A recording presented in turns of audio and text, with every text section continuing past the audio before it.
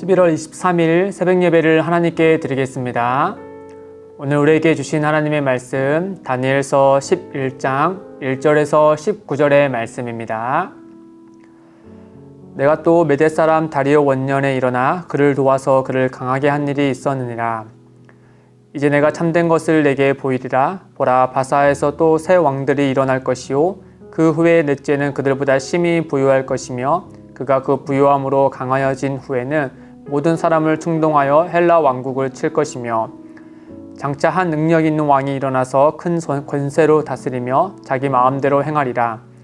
그러나 그가 강성할 때 그의 나라가 갈라져 천하 사방에 나누일 것이나 그의 자손에게로 돌아가지는 아니할 것이요 또 자기가 주장한 권세대로도 되지 아니하리니 이는 그 나라가 뽑혀서 그 외에 다른 사람들에게로 돌아갈 것입니다.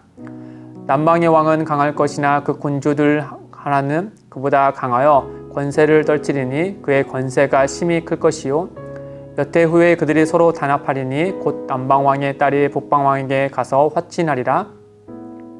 그러나 그 공주의 힘이 쇠하고 그 왕은 서지도 못하며 권세가 없어질 뿐 아니라 그 공주와 그를 데리고 온 자와 그를 낳은 자와 그때 도와주던 자가 다 버림을 당하리라. 그러나 그 공주의 본 족속에게서 난 자 중에 한 사람이 왕위를 이어 권세를 받아 북방 왕의 군대를 치러 와서 그의 성에 들어가서 그들을 쳐서 이기고 그 신들과 부어 만든 우상들과 은과 금의 아름다운 것들은 다 누락하여 애굽으로 가져갈 것이요 몇 해 동안은 그가 북방 왕을 치지 아니하리라. 북방 왕이 남방 왕의 왕국으로 쳐들어갈 것이나 자기 본국으로 물러가리라. 그러나 그의 아들들이 전쟁을 준비하고 심히 많은 군대를 모아서 물이 넘친같이 나아올 것이며 그가 또 와서 남방왕의 견고한 성까지 칠 것이요 남방왕은 크게 노하여 나와서 북방왕과 싸울 것이라. 북방왕이 큰 무리를 일으킬 것이나 그 무리는 그의 손에 넘겨준 바 되리라. 그가 큰 무리를 사로잡은 후에 그의 마음이 스스로 높아져서 수만 명을 엎드러뜨릴 것이나 그 세력은 더하지 못할 것이요 북방왕은 돌아가서 다시 군대를 전보다 더 많이 준비하였다가 몇 해 후에 대군과 많은 물건을 거느리고 오리라. 그때 여러 사람들이 일어나서 남방왕을 칠 것이요 내 백성 중에서도 포악한 자가 스스로 높아져서 환상을 이루려 할 것이나 그들이 도리어 걸려 넘어지리라. 이에 북방왕은 와서 토성을 쌓고 견고한 성읍을 점령할 것이요 남방 군대는 그를 당할 수 없으며 또 그가 택한 군대라도 그를 당할 힘이 없을 것이므로 오직 와서 치는 자가 자기 마음대로 행하리니 그를 당할 사람이 없겠고 그는 영화로운 땅에 설 것이요 그의 손에는 멸망이 있으리라. 그가 결심하고 전국에 힘을 다하여 이르렀다가 그가 화친할 것이요 또 여자의 딸을 그에게 주어 그의 나라를 망하게 하려 할 것이나 이루지 못하리니 그에게 무익하리라. 그 후에 그가 그의 얼굴을 바닷가로 돌려 많이 점령할 것이나 한 장군이 나타나 그의 정복을 그치게 하고 그 수치를 그에게로 돌릴 것이므로 그가 드디어 그 얼굴을 돌려 자기 땅 산성들로 행할 것이나 거쳐 넘어지고 다시는 보이지 아니하리라. 아멘. 오늘 말씀에 보면 주로 두 나라 간의 힘겨루기에 대해서 말씀하고 있습니다. 이 북방왕과 남방왕이 주로 이야기가 나오고 있죠. 먼저 말씀을 좀 순서대로 보면 2절에 이 바사왕의 새 왕들이 일어날 것이고 그 후에 넷째 왕에 대해서 말하기를 그는 심히 부유할 것이고 그 부유함과 강함으로 헬라 왕국을 칠 것이다 라고 말씀합니다.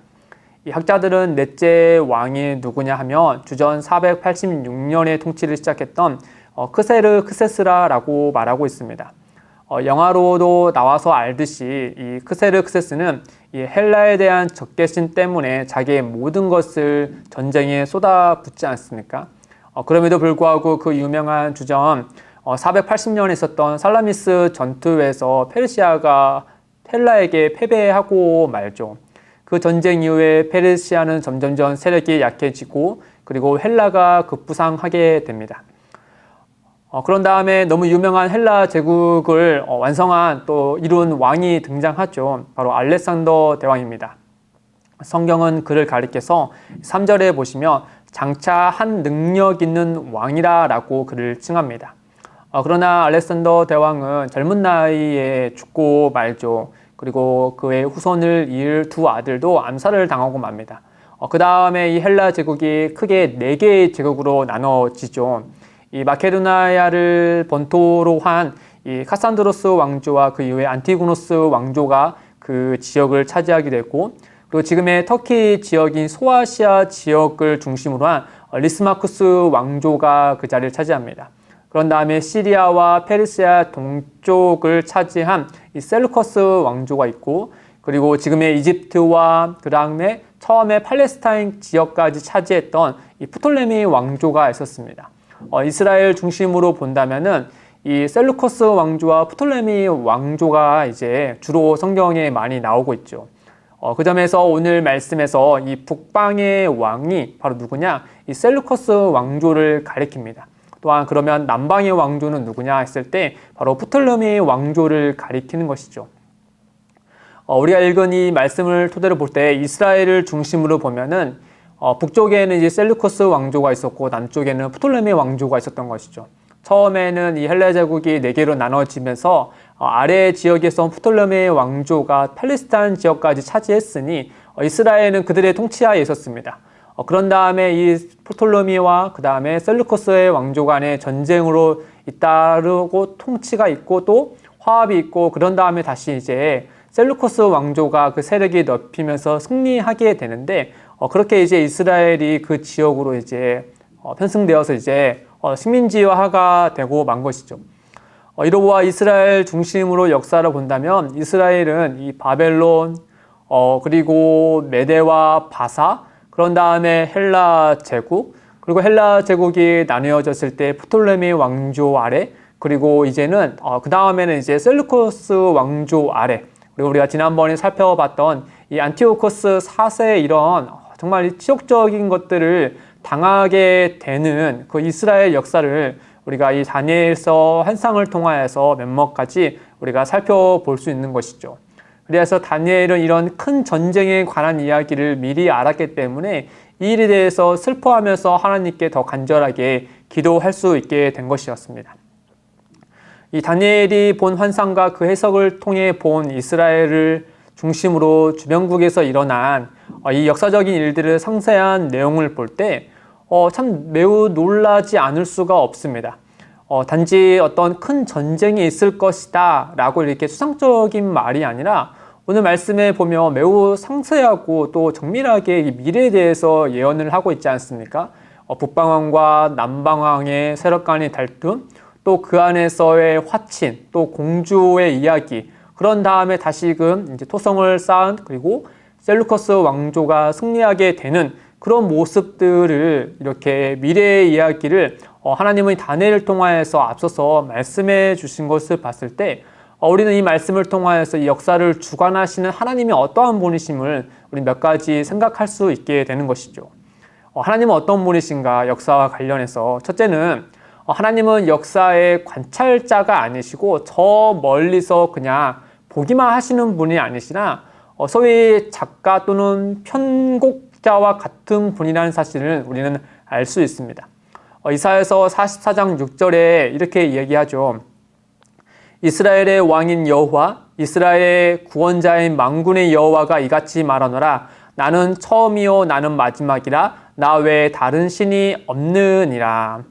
하나님은 인류를 창조하실 뿐 아니라 그 인류의 역사에서 역사를 하나님께서 다스리시고 주관하시는 분이다라고 하는 것이죠.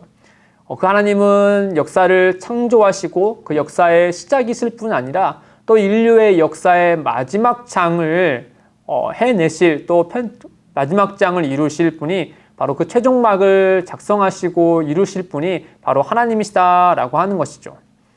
둘째는 하나님은 역사를 주관하시는 분이라는 사실을 우리는 알 수 있습니다. 역대상 29장 11절과 12절에 이렇게 말씀합니다.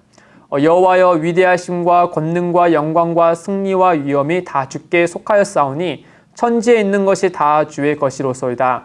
여호와여, 주권도 주께 속하였사오니 주는 높으사 만물의 머리이심이니이다. 부와 귀가 주께로 말미암고 또 주는 만물의 주제가 되사 손에 권세와 능력이 있사오니 모든 사람을 크게 하심과 강하게 하심이 주의 손에 있나이다. 하나님의 역사의 주권을 다윗이 이와 같이 고백하고 있는 것이죠. 우리가 다니엘서의 말씀을 보아서 알듯이 비록 하나님의 백성인 이스라엘이 여러 제국에 의해서 피식민지가 되고 말고 그 나라가 망하는 신세가 되었음에도 불구하고 하나님은 하나님의 사람들을 통하여서 그 제국의 왕조차도 하나님의 손 아래에 있다라는 사실을 우리에게 알려주고 있지 않습니까?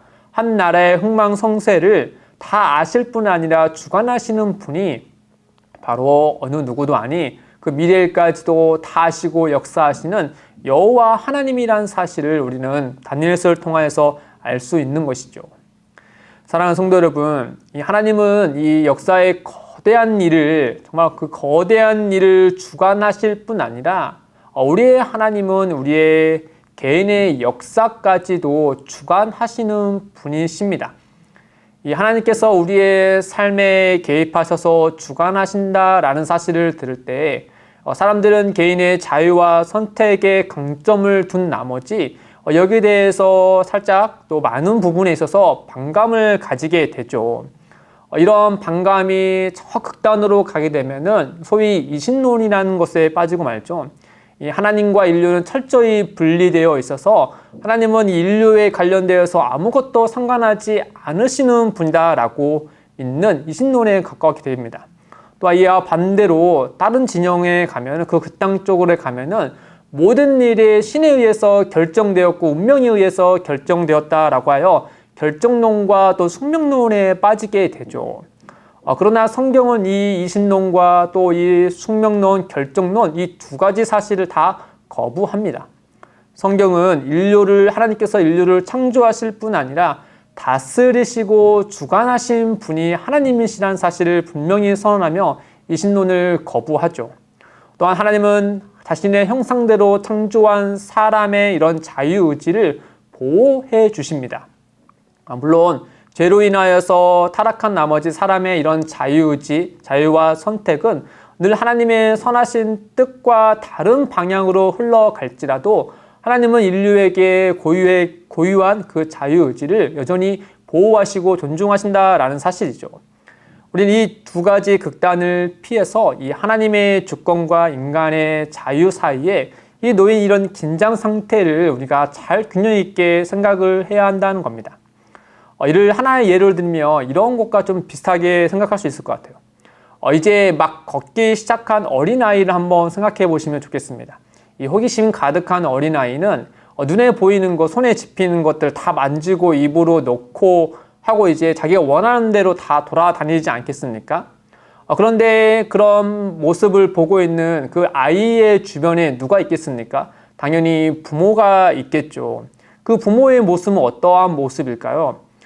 부모는 자녀가 하고자 하는 일을 철저히 다 막고 자기가 원하는 대로 이리저리 끌고 다니지 않을 겁니다.